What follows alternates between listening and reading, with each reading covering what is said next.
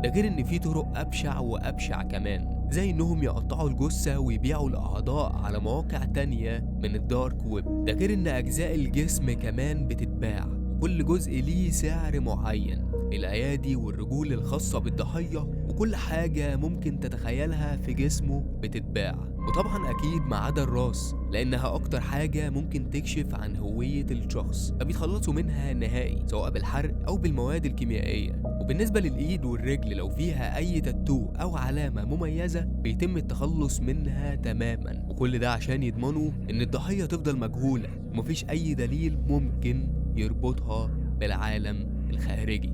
بس خلي بالك، مش دايما الجثة بتختفي. البنت دي كانت قاعدة على كرسي في أوضة فاضية تماما، ما فيهاش غير الكرسي اللي قاعدة عليه، وكاميرا قدامها بتصور كل حاجة. كانت عمالة تصرخ وتعيط، وفي لحظة هتلاحظ انها حاولت تقوم من الكرسي، وتقريبا الشخص اللي خطفها قرر انه يلعب بيها، اداها امل صغير انها ممكن تهرب، وقال لها انها لو قدرت تقوم من الكرسي هيسيبها تمشي. ولكن اول ما قامت من على الكرسي وقعت على الارض من كتر الخوف اللي هي فيه، ما قدرتش تقف تاني. وفي نفس الوقت ده بدأ الشخص ده يضحك ضحكة غريبة ومريبة جدا.